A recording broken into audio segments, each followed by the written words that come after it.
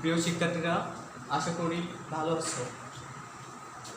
প্রতিদিনের ন্যায় অনলাইন ক্লাসে আজ আমি তোমাদের যে সাবজেক্টটা নিয়ে আলোচনা করবো সেটা হচ্ছে এনভায়রনমেন্টাল স্টাডিজ। এটা মেকানিক্যাল 4th সেমিস্টারের জন্য প্রযোজ্য। আজ তোমাদের আমি এনভায়রনমেন্টাল স্টাডিজ বইয়ের 5ম অধ্যায় থেকে আলোচনা করব। 5ম অধ্যায় যে বিষয়টা আছে সেটা হচ্ছে পরিবেশের একটি উপাদান বায়ু। বায়ু নিয়ে আমি তোমাদের সাথে আজ আলোচনা করব। আমরা জানি আমাদের জন্য বা সকল প্রাণীর জন্য বায়ু একটি খুব গুরুত্বপূর্ণ উপাদান, আর এই উপাদান ছাড়া কোনো প্রাণী বাঁচতে পারে না। সো আমরা আজ এই বায়ু সম্পর্কে আলোচনা করবো। আর বায়ু সম্পর্কে আলোচনা করতে গিয়ে আমরা আজ প্রথমেই জেনে নিব যে এই পাঠ্য বিষয় বা এই অধ্যায়ের কোন কোন বিষয়টা খুব ইম্পর্টেন্ট। আমি সেই বিষয়টা তোমাদের দেখাবো। প্রথম হচ্ছে বায়ু, তারপর বায়ুমণ্ডল, বায়ুমণ্ডলের উপাদান, বায়ুমণ্ডলের স্তর, বায়ু দূষণ এবং বায়ু দূষণের উৎস, ব্যাপারগুলো আলোচনা করব। প্রথমে জেনে নিই আমরা যে বায়ু কাকে বলে।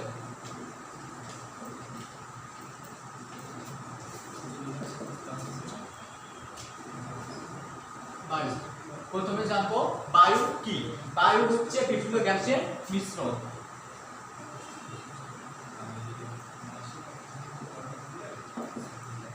বায়ু হচ্ছে বিভিন্ন গ্যাসের মিশ্রণ।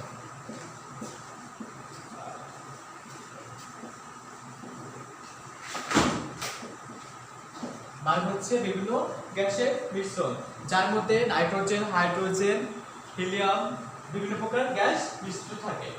তাহলে আমরা কি জানলাম? বায়ু হচ্ছে বিভিন্ন গ্যাসের মিশ্রণ। বায়ু হচ্ছে এমন একটি পদার্থ যেখানে বিভিন্ন গ্যাস দ্বারা এটা গঠিত হয়ে থাকে। বা এর মধ্যে আছে নাইট্রোজেন থাকবে, অক্সিজেন থাকবে, কার্বন ডাইঅক্সাইড থাকবে, বিভিন্ন ধরনের গ্যাসীয় উপাদান দ্বারা এই বায়ু গঠিত। এখন আমরা জানবো যে বায়ুমণ্ডল কি। এখন আমরা জেনে নিব বায়ুমণ্ডল কি। আমরা বায়ু কাকে বলে জেনে নিচ্ছি। বায়ু হচ্ছে বিভিন্ন গ্যাসের একটি মিশ্রণ, যেখানে কি কি গ্যাস থাকবে?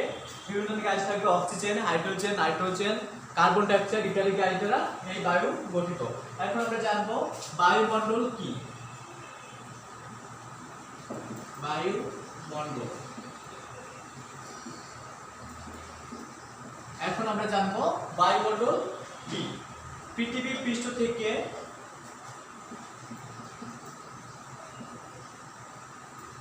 পৃথিবীর পৃষ্ঠ থেকে উপর দিকে যে গ্যাসীয় আবরণ থাকে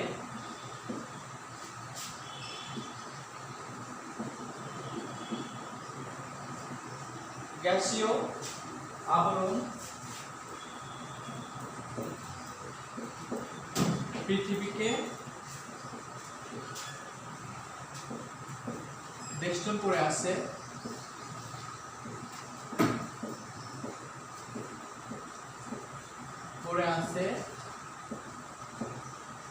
তাকে বায়ুমণ্ডল বলে।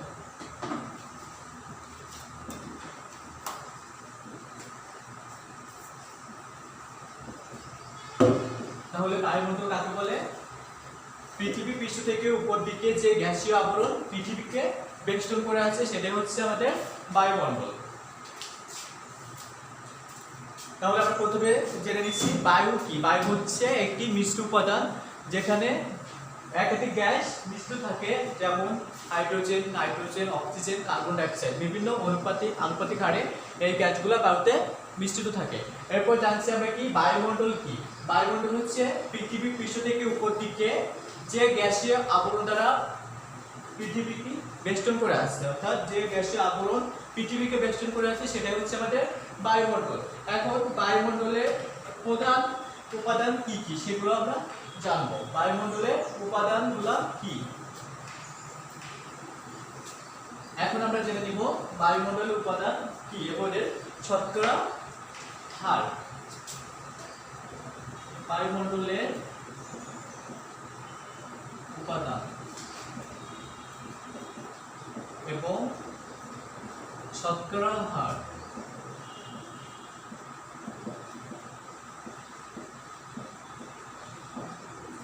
এখন আমরা জানবো বায়ুমণ্ডলের প্রধান কি উপাদান।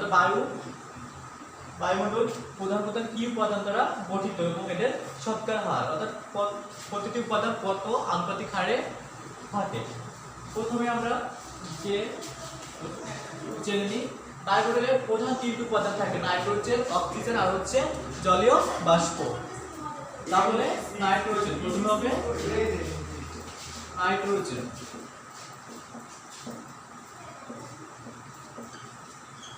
যার শতকরা হার হচ্ছে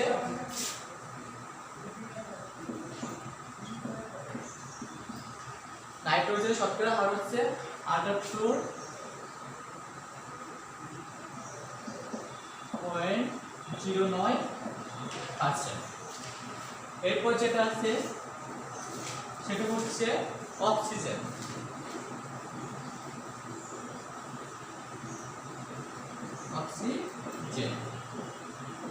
যার রাসায়নিক সংকেত O2 এবং এর উপাদান হচ্ছে 20.94%।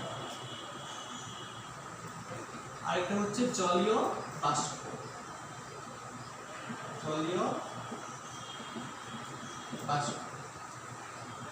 যেটা হচ্ছে পানি বলি আমরা, H2O। এর উপাদান হচ্ছে, এর শতকরা অনুপাত হচ্ছে 0.1 থেকে 0.5%।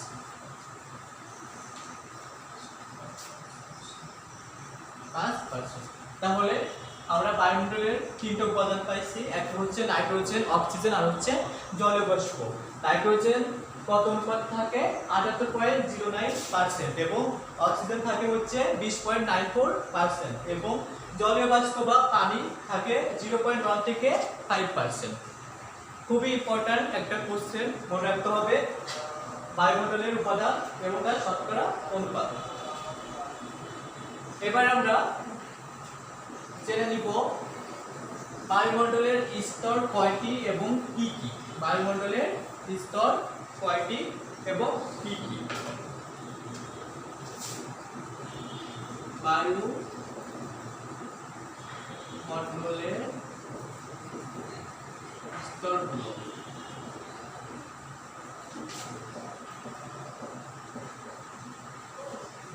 নাম। বায়ুমণ্ডলের স্তরগুলোর নাম আমরা জেনে নিব। বায়ুমণ্ডলে সাধারণত 4টি স্তর থাকে, আমরা জেনে নিই 4টি স্তর কি। প্রথমে থাকে ট্রপোমণ্ডল,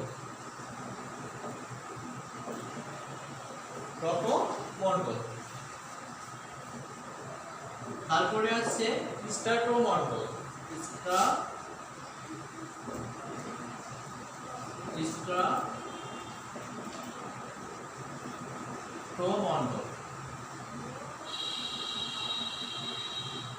এরপর আছে মেসোমণ্ডল,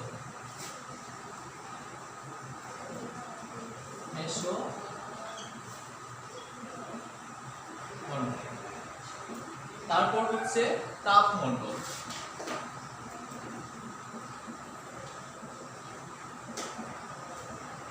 তাহলে ট্রপোমণ্ডল, স্ট্রাটোমণ্ডল, মেসোমণ্ডল আর হচ্ছে তাপমণ্ডল। তাহলে আমরা বায়ুমণ্ডলে কয়টি স্তরের নাম পেয়েছি? 4টি স্তরের নাম। একটা হচ্ছে ট্রপোমণ্ডল, 2 নম্বর হচ্ছে স্ট্রাটোমণ্ডল এবং মেসোমণ্ডল ও তাপমণ্ডল। এখন হচ্ছে আমরা জেনে নিব বায়ু দূষণ কি। আমরা এতক্ষণ জানছি বায়ু কি, বায়ুমণ্ডল কাকে বলে, বায়ুমণ্ডলের এই স্তরগুলোর নাম এবং বায়ুমণ্ডলের বিভিন্ন উপাদান ও তার শতকরা অনুপাত। এখন আমরা জানবো যে বায়ু দূষণ কি, অর্থাৎ বায়ু কিভাবে দূষিত হয় বা বায়ু দূষণ কাকে বলে।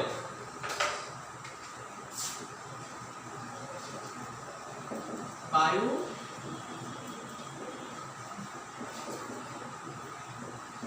দূষণ। এখন আমরা জানবো যে বায়ু দূষণ কি। বায়ুতে বহিস্থ উপাদান,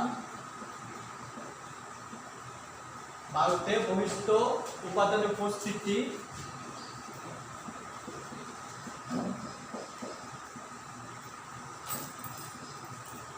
বায়ুতে বহিস্থ উপাদানের উপস্থিতি ও সঞ্চয়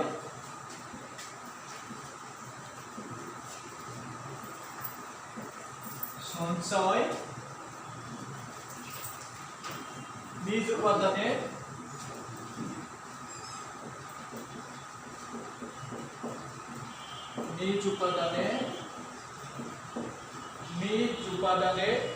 অতিরিক্ত সঞ্চয়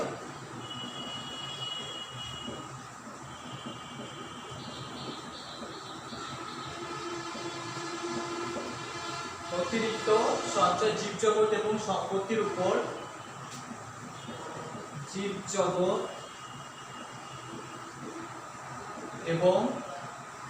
সম্পত্তির উপর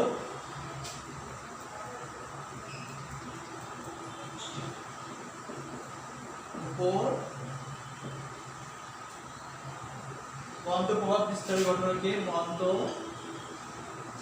প্রভাব বিস্তারের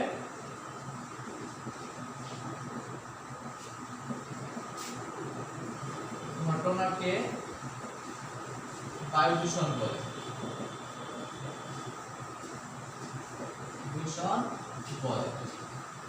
তাহলে আমরা কি জানলাম? বায়ু দূষণ কি? বায়ুতে বহিস্থ উপাদানের উপস্থিতি, অর্থাৎ বায়ুতে যে উপাদানগুলো থাকে সেই উপাদান ছাড়া যদি বাইরের কোনো উপাদানের উপস্থিতি ও সঞ্চয়, বায়ুর যে উপাদান আছে সেই উপাদানের অতিরিক্ত সঞ্চয়, অর্থাৎ বায়ুতে যে উপাদানগুলো থাকে সেই উপাদানের চেয়ে যদি বহিস্থ কোনো উপাদান বায়ুতে বেশি থাকে, তখন জীবজগৎ এবং সম্পত্তির উপর যে মন্দ প্রভাব প্রভাবিত হয় বা প্রভাব বিস্তারের ঘটনাকে আমরা বলবো বায়ু দূষণ। আমি আবার বলছি, বায়ুতে আমরা যে উপাদানগুলো পাই বা থাকে সেই উপাদান ছাড়া বায়ুতে যদি বহিস্থ অন্য কোনো উপাদানের পরিমাণ বেশি হয়ে যায়, তখন বায়ু জীবজগৎ এবং সম্পত্তির উপর যে প্রভাব মন্দ প্রভাব বিস্তারের ঘটনাকে আমরা বলবো বায়ু দূষণ। এখন হচ্ছে এই যে বায়ু, এই বায়ু দূষণ কিভাবে হয় বা বায়ু দূষণের উৎস কি কি, এগুলো আমরা জানবো। অর্থাৎ বায়ু দূষণের উৎস কি কি বা কিভাবে বায়ু দূষিত হয়, তাহলে আমরা জেনে নিব বায়ু দূষণের উৎস কি কি এবং কয় প্রকার। বায়ু দূষণের উৎস।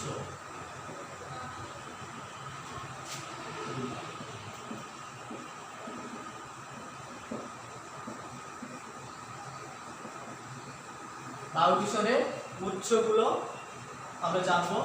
প্রথমে জানবো প্রাকৃতিক উৎস, অর্থাৎ প্রাকৃতিকভাবে বায়ু দূষিত হয় এই প্রাকৃতিক উৎসগুলো। প্রথমে তাহলে প্রাকৃতিক উৎস, আরেকটা হচ্ছে মনুষ্য সৃষ্টি উৎস। মনুষ্য সৃষ্টি,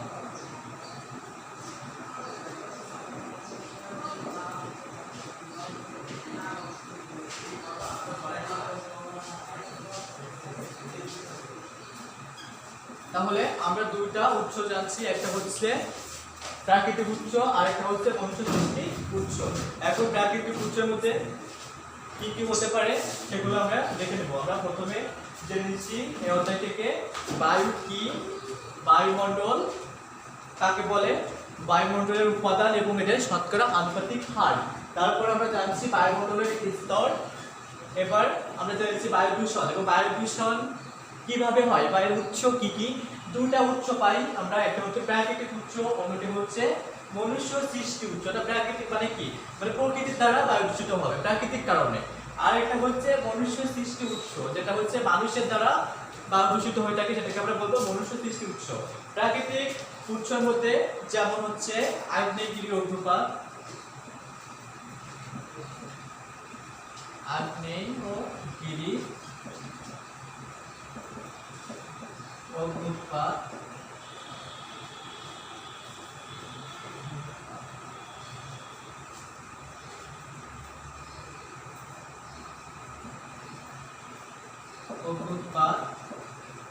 ঝড় বৃষ্টি ইত্যাদি। আর মনুষ্য সৃষ্টির মধ্যে আছে কি যানবাহন, দহন, ধোঁয়া ইত্যাদি। তাহলে বায়ু দূষণের প্রধান দুটি কারণ আমরা জানলাম, প্রাকৃতিক কারণ অর্থাৎ প্রাকৃতিক উৎস যেমন আগ্নেয়গিরি অগ্নুৎপাত, ঝড় বৃষ্টি ইত্যাদি দ্বারা কি বায়ু দূষিত হতে পারে। তারপর জানলাম মনুষ্য সৃষ্টি উৎস অর্থাৎ মানুষের দ্বারা সৃষ্টি, যেমন যানবাহন, দহন, ধোঁয়া ইত্যাদি। এখন হচ্ছে আমরা বায়ুমণ্ডলের যে 4টি স্তরের নাম জানছি। একটা হচ্ছে প্রপমণ্ডল, স্ট্র্যাটোমণ্ডল, তারপর হচ্ছে মেসোমণ্ডল আর হচ্ছে তাপমণ্ডল। আমরা এখন জানবো প্রপমণ্ডলের কি কি বৈশিষ্ট্য। প্রপমণ্ডলের বৈশিষ্ট্য আমরা জেনে নিব প্রপমণ্ডলের কি কি বৈশিষ্ট্য আছে।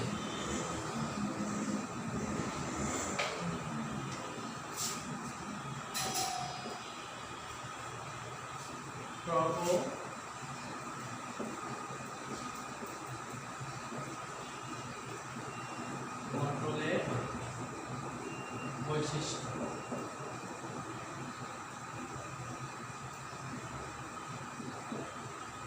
প্রপমণ্ডলের বৈশিষ্ট্য 1 নম্বর বৈশিষ্ট্য হচ্ছে উচ্চতা বৃদ্ধির সাথে সাথে বায়ুর ঘনত্ব উষ্ণতা কমতে থাকে। উচ্চতা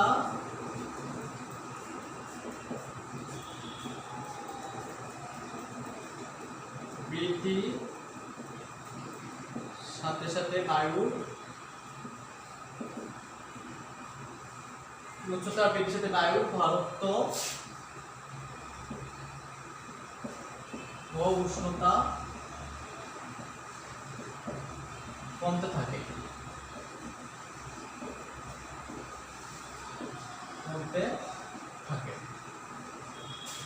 তারপর 2 নম্বর হচ্ছে উচ্চতা বৃদ্ধি পেলে বাতাসের গতিবেগ বেড়ে যায়। উচ্চতা বৃদ্ধি পেলে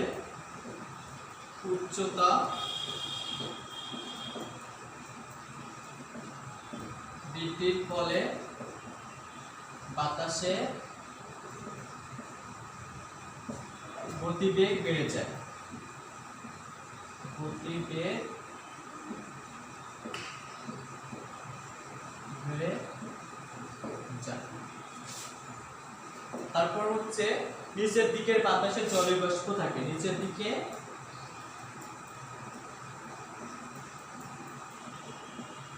বাতাসে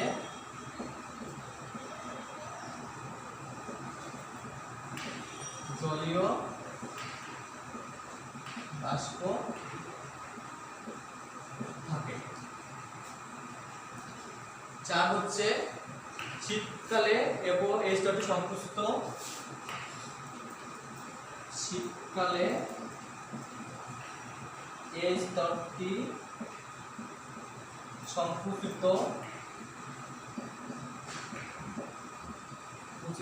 এবং গ্রীষ্মকালে প্রসারিত হয়। গ্রীষ্মকালে সম্প্রসারিত হয়।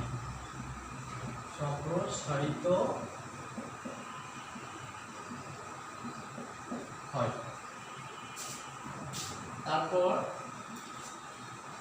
মানুষ সহ সকল প্রাণী উদ্ভিদ স্তরে তলদেশে বাস করে। মানুষ সহ সকল প্রাণী ও উদ্ভিদ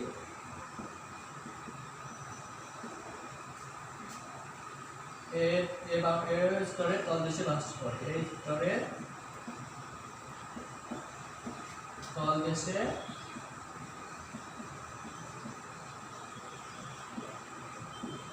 বাস করে। তাহলে আমরা পাঁচটা বৈশিষ্ট্য জেনে গেছি ট্রপোমণ্ডলের। এক নম্বর হচ্ছে উচ্চতা বৃদ্ধির সাথে বায়ুর ঘনত্ব ও উষ্ণতা কমতে থাকে। অর্থাৎ ট্রপোমণ্ডলে উচ্চতা যদি বৃদ্ধি পায়, যতটা উচ্চতা বৃদ্ধি পাবে বায়ুর ঘনত্ব ও উষ্ণতা কিভাবে কমতে থাকবে, অর্থাৎ বায়ু হালকা হয়ে যাবে। তারপর হচ্ছে উচ্চতা বৃদ্ধির ফলে বাতাসের গতিবেগ বেড়ে যায়। বাতাস যখন অর্থাৎ বায়ু যখন হালকা হয়ে যায় তখন এর গতিবেগ বেড়ে যাবে। তারপর হচ্ছে নিচের দিকে বাতাসে জলীয় বাষ্প থাকে, অর্থাৎ ট্রপোমণ্ডলের নিচে যে বায়ু থাকে সেগুলোর জলীয় বাষ্প পরিমাণ বেশি থাকবে। শীতকালে এই স্তরটি সংকুচিত হয়, অর্থাৎ ট্রপোমণ্ডলে বায়ু শীতকালে সংকুচিত হবে এবং গ্রীষ্মকালে এটা সম্প্রসারিত হয়। 5 নম্বরে যাচ্ছি আমরা, মানুষ সহ সকল প্রাণী ও উদ্ভিদ এই স্তরের তলদেশে বাস করে। অর্থাৎ ট্রপোমণ্ডল হচ্ছে বায়ুমণ্ডলের প্রাথমিক স্তর, অর্থাৎ প্রথম স্তরকে হচ্ছে ট্রপোমণ্ডল। আমরা সহ অর্থাৎ মানুষ সহ সকল প্রাণী ও উদ্ভিদ এই স্তরের তলদেশে বাস করে। ট্রপোমণ্ডলের পরের স্তর হচ্ছে আমরা জানি স্ট্রাটোমণ্ডল, এরপর হচ্ছে মেসোমণ্ডল এবং সর্বশেষ স্তর হচ্ছে তাপমণ্ডল। এখন হচ্ছে আমরা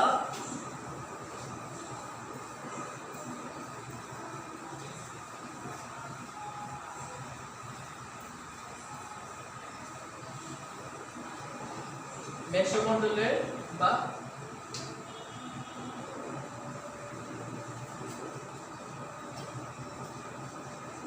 আমরা এখন জানবো স্ট্রাটোমণ্ডলের কিছু বৈশিষ্ট্য।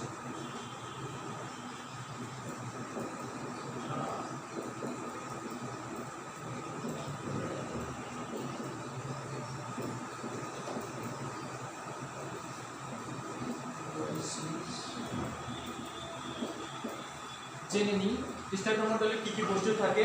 এখানে ওজোন গ্যাসের পরিমাণ অধিক, অর্থাৎ স্ট্রাটোমণ্ডলে কি থাকে, ওজোন গ্যাস। এখানে ওজোন গ্যাসের পরিমাণ অধিক। তারপর হচ্ছে এখানে বায়ু তাপ ও চাপের পার্থক্য প্রায় নেই। এখানে বায়ু চাপ ও তাপের পার্থক্য প্রায় নেই।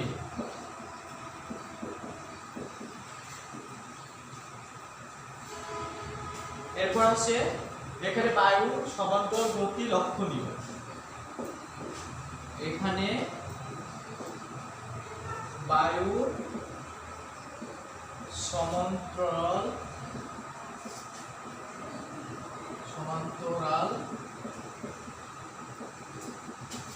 গতি লক্ষণীয়।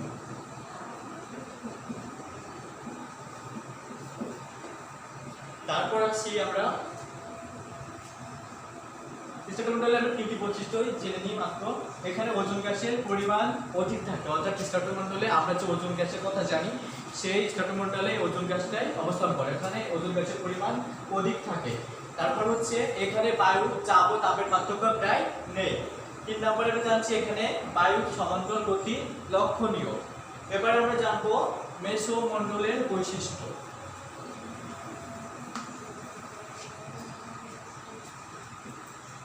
মেসোমণ্ডলের বৈশিষ্ট্য।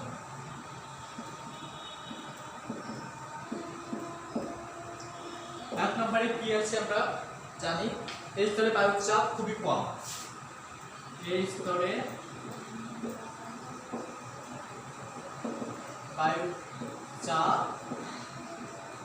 খুবই কম। 2 নম্বরে কি, এখানে উচ্চতা বৃদ্ধির সাথে সাথে তাপমাত্রা হ্রাস পায়। উচ্চতা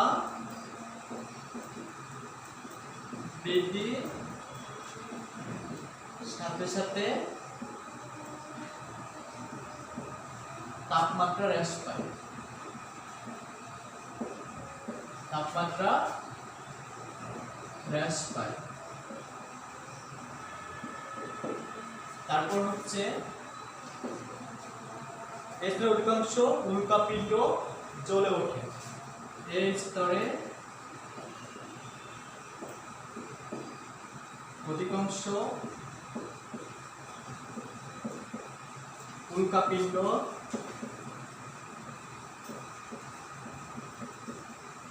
জ্বলে ওঠে।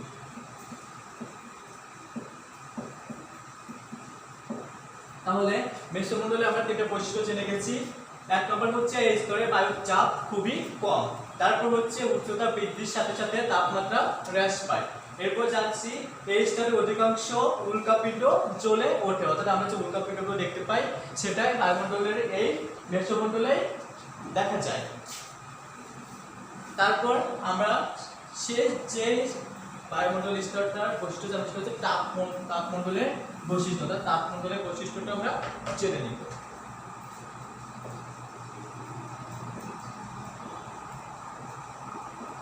তাপমণ্ডলের বৈশিষ্ট্য,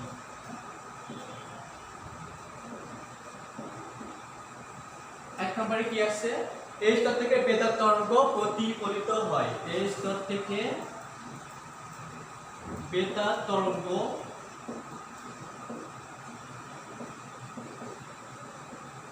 প্রতিফলিত হয়।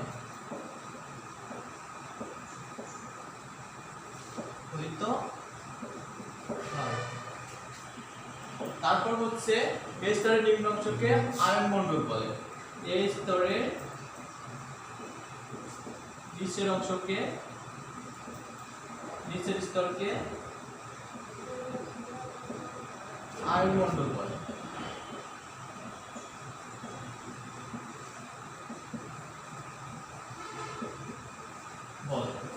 তারপর হচ্ছে সৌরশক্তি অতি শক্তিশালী গামা রশ্মি এক্স-রে রশ্মি দ্বারা শোষিত হয়।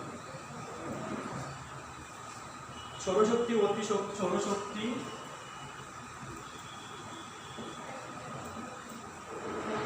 সৌরশক্তি অতি শক্তিশালী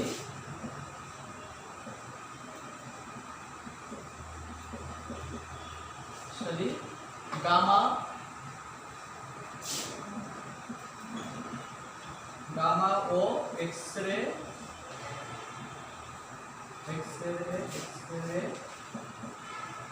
রশ্মি দ্বারা শোষিত হয়।